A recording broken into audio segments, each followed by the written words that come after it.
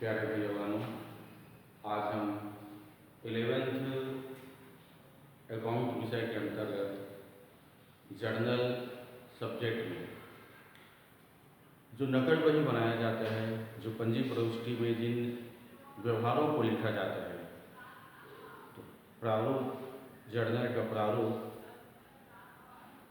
प्रारूप में क्या क्या लिखा जाता है और प्रारूप कैसे बनाया जाता है, उसका विस्तार से अपन अध्ययन करने वाले हैं। पंजी प्रविष्टि बनाने के लिए प्रारूप सबसे पहले व्यापारी का नाम, अर्थात जैसे मान लो मोहन हो तो मोहन का जर्नल, अर्थात इसमें स्वामी का नाम लिखा जाएगा, यानी व्यापार के स्वामी का नाम, जिस व्यापारी का अपन जो जर्नल बना रहे हैं उसका नाम यहाँ पे लिखा जाएगा, किस व्यक्ति का अपन जर्नल बना रहे हैं। इसमें प्रमुख रूप से एक कॉलम, दूसरा कॉलम, तीसरा कॉलम, चौथा कॉलम और पांचवा कॉलम रहेगा, यानी कि पंजी प्रविष्टि में प्रमुख रूप से 5 कॉलम बनाया जाता है। प्रारूप के अंतर्गत पहला कॉलम रहता है दिनांक के लिए। दिनांक अर्थात तारीख, जिस तिथि को जो व्यापार में व्यवहार हुआ रहता है उस तिथि का वर्णन दिनांक वाले कॉलम में लिखते हैं। मान लो 2019, तो सबसे पहले 2019 मार्च महीना 1 तारीख, दिनांक वाले कॉलम में रहेगा सन सबसे पहले लिखा जाएगा, उसके बाद महीने का नाम मार्च, अप्रैल, मई, जून, जो भी तिथि हो, जिस तारीख को व्यापार में लेन देन होता है उस तिथि का वर्णन दिनांक वाले कॉलम में रहता है।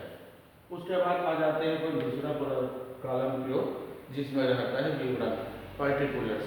इस विवरण में लेन देन जो हुआ रहता है उन व्यवहारों को लिखा जाता है, यानी पंजी प्रविष्टि लिखने के नियमों का पालन करते हुए इस विवरण वाले कॉलम में लिखा जाता है। अब क्या लिखा जाता है, इसको अपन जब सवाल बनाएंगे उस समय और डिटेल हो जाएगा। ये पंजी प्रविष्टि में इन व्यवहारों को लिखा जाएगा, अर्थात प्रारूप बनाने के बाद जिन व्यवहारों को व्यापार में जो व्यवहार हुआ रहता है उनको विवरण में लिखा जाता है। अब तीसरा कॉलम रहता है खाता पृष्ठ, लेजर फेलो।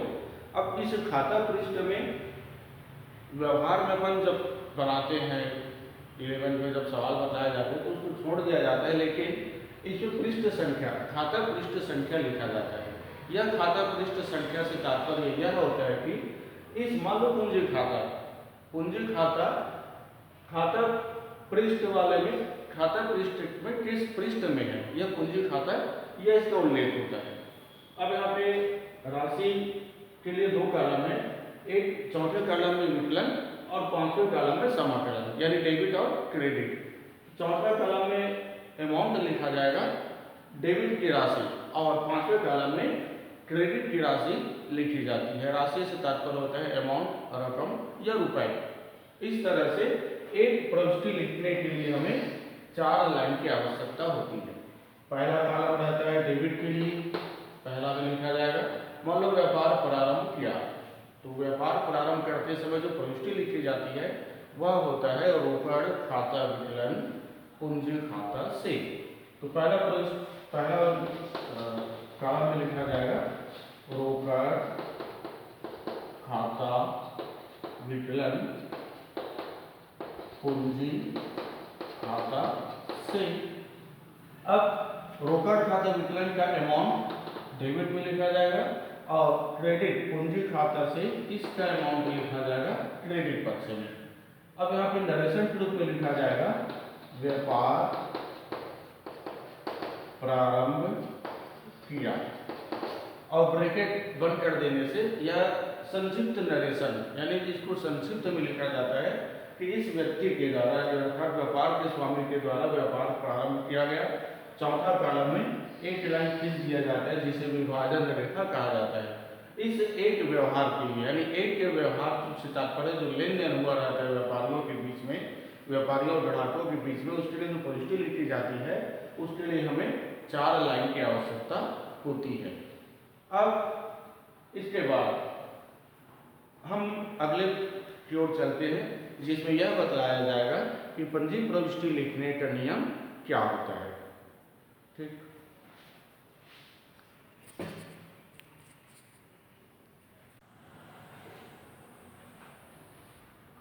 अब हम आते हैं व्यापार में जो व्यवहार हुआ रहता है उन व्यवहारों को नकल बही में जो लिखते हैं उन्हें नकल बही में लेखा करने संबंधी उनके लिए क्या क्या नियम लागू होते हैं। नकल बही में लेखा करने संबंधी नियम।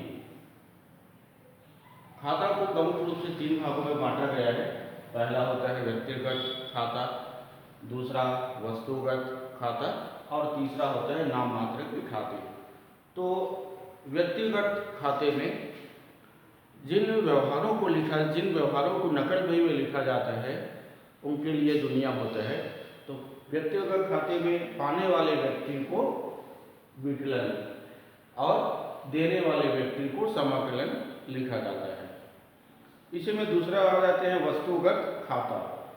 वस्तुगत खाते में आने वाली संपत्ति, अर्थात व्यापार में जो संपत्ति या वस्तु के रूप में जो व्यापार में प्राप्त होता है, आने वाली संपत्ति है, उसे विकलन लिखा जाता है। और जो व्यापार से जो संपत्ति या वस्तु के रूप में जो बाहर जाता है, व्यापार से जाने वाली संपत्ति को समाकलन लिखा जाता है।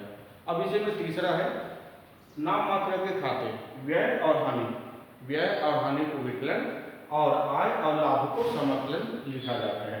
यहाँ पे बार बार विकलन समाकलन शब्द आता है, तो 11 के विद्यार्थियों के लिए शब्द नया पड़ता है। अब विकलन मतलब देना, विकलन से तात्पर्य होता है कि डेबिट, या इसी को कॉमर्स की भाषा में, इंग्लिश में डीआर लिखते हैं। इस तरह से विकलन, डेबिट या डीआर। अब यहाँ पे पाने वाले व्यक्ति, जैसे मान लो राम को माल बेचा। राम यहाँ पे व्यक्ति है और माल बेचा मतलब वस्तु बेचा गया। तो प्रविष्टि क्या लिखेंगे? राम विकलन विक्रय खाता से। व्यवहार क्या हुआ है? राम को माल बेचा। अब राम पाने वाला हुआ और वस्तु बेचा। क्या बेचे? अपन वस्तु बेचे हैं, तो वस्तु क्या हुआ? वस्तुगत खाता। तो यहाँ पे पाने वाला कौन हुआ? राम। ये हो गया राम पाने वाला, और वस्तु मतलब विक्रय खाता से। इसको और विस्तार से अपन जब सवाल बनाएंगे उस समय और बताया जा सकता है। अब इसके बाद विद्यार्थियों के लिए प्रारूप में व्यवहारों को कैसे लिखा जाता है, इसके लिए मैं इसका प्रविष्टि विद्यार्थियों को बता देता हूँ कि प्रविष्टि किस ढंग से या किस तरीके से लिखा जाता है, इसको बतलाया जा रहा है।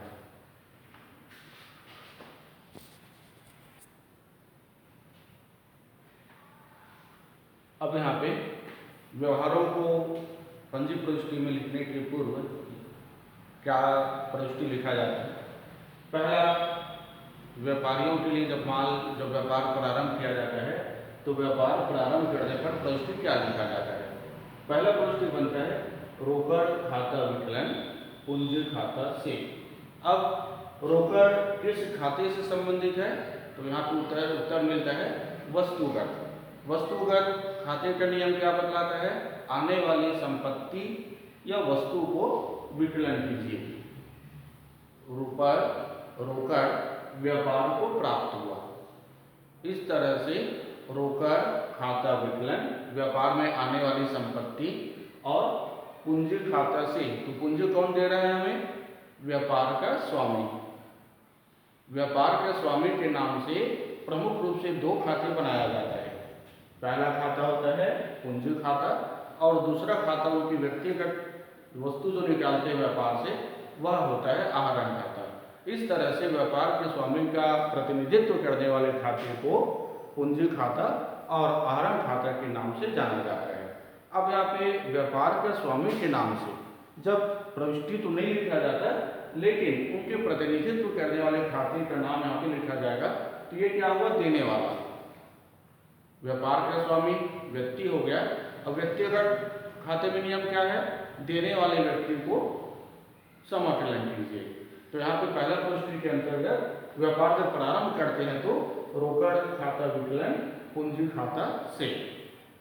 अब यहाँ पे दूसरा इस पॉइंट में प्रश्न में भी पूछा जाए, नगद माल बेचा गया, तो नगद माल बेचने पर क्या होगा प्रविष्टि, रोकड़ खाता विकलन पूंजी खाता से।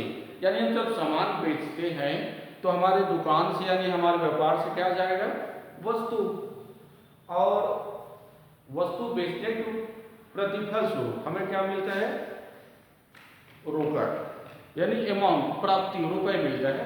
तो वस्तुगत खाते में नियम क्या है, आने वाली संपत्ति को विकलन, यानी यहाँ पे पैसा मिल रहा है, और व्यापार से क्या जा रहे हैं, वस्तु, यानी हम सामान बेच रहे हैं, इसलिए विक्रय खाता से। आ गया समझ में नरेशन। यानी अब इसी को संक्षिप्त रूप में क्या लिखा जाएगा, व्यापार प्रारंभ किया, संक्षिप्त में लिखने को ही अपन कॉमर्स की भाषा में उसी को नरेशन कहते हैं। अब यहाँ पे तीसरा आ जाता है वेतन देने पर प्रविष्टि क्या लिखेंगे, वेतन खाता विकलन रोकड़ खाता से। अब वेतन किस खाते के अंतर्गत आता है, यहाँ पे वेतन नाम तो बहुत सुनते हैं कि वेतन, कमीशन, ब्याज, मजदूरी, लेकिन ये किस खाते का प्रतिनिधित्व करता है या किस खाते के अंतर्गत आता है। वेतन नाम मात्र खाते का, नाम मात्र खाते के अंतर्गत आता है। और नाम मात्र खाते में नियम क्या है, व्यय या हानि को विकलन कीजिए, आय और लाभ को समाकलन कीजिए। तो वेतन देना यानी व्यापारी अपने जब कर्मचारियों को वेतन देता है तो दुकान से व्यय या हानि हुआ ये माना जाएगा। तो वेतन खाता विकलन रोकड़ खाता से। तो रोकड़ किस खाते का उदाहरण है, वस्तुगत। वस्तुगत अर्थात जिस तरीके से मैं चाक को छू सकता हूँ, देख भी सकता हूँ और महसूस भी कर रहा हूँ, ये चाक है, तो इसको यह वस्तु हो गया। अब यहाँ पे रोकड़ पैसा के रूप में हमें प्राप्त होता है, हम देख भी सकते हैं और इसको छू भी सकते हैं। परंतु वेतन यह नाम मात्र है। वेतन का ना तो आज तक कोई स्वरूप होता है, हम इसका नाम जरूर जानते हैं कि वेतन होता है। इस तरह से वेतन खाता नाम मात्र खाते के अंतर्गत आता है, और नाम मात्र खाते का नियम होता है व्यय और हानि को विकलन कीजिए और आय और लाभ को समाकलन कीजिए। इस तरह से यदि हम जैसे जैसे आगे बढ़ते जाएंगे हम और उसको विस्तार से अकाउंट विषय में आगे बढ़ते जाएंगे।